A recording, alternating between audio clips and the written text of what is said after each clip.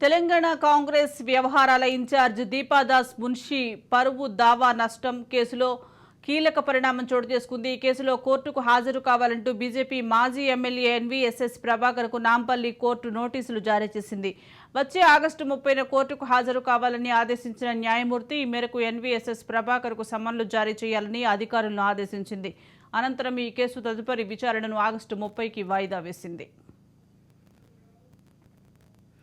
తెలంగాణ కాంగ్రెస్ వ్యవహారాల incharge Deepa Das Munshi Benz car గిఫ్ట్గా తీసుకొని ఒకరికి కాంగ్రెస్ టికెట్ ఎంపీ ఇచ్చారని, దీనికి సంబంధించిన పూర్తి ఆధారాలు తమ వద్ద ఉన్నాయని ఎన్వీఎస్ఎస్ సంచలన ఆరోపణలు చేశారు. పార్లమెంట్ ఎన్నికల వేళ ఈ ఇష్యూపై బీజేపీ కాంగ్రెస్ నేతల మధ్య డైలాగ్ వార్ జరిగింది.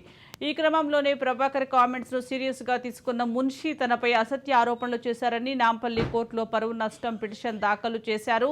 ఈ పిటిషన్పై ఇవాళ విచారణ జరిపిన న్యాయస్థానం ఆగస్టు 30న కోర్టుకు హాజరు కావాలంటూ ఎన్వీఎస్ఎస్ ప్రభాకర్కు నోటీసులు జారీ చేశారు.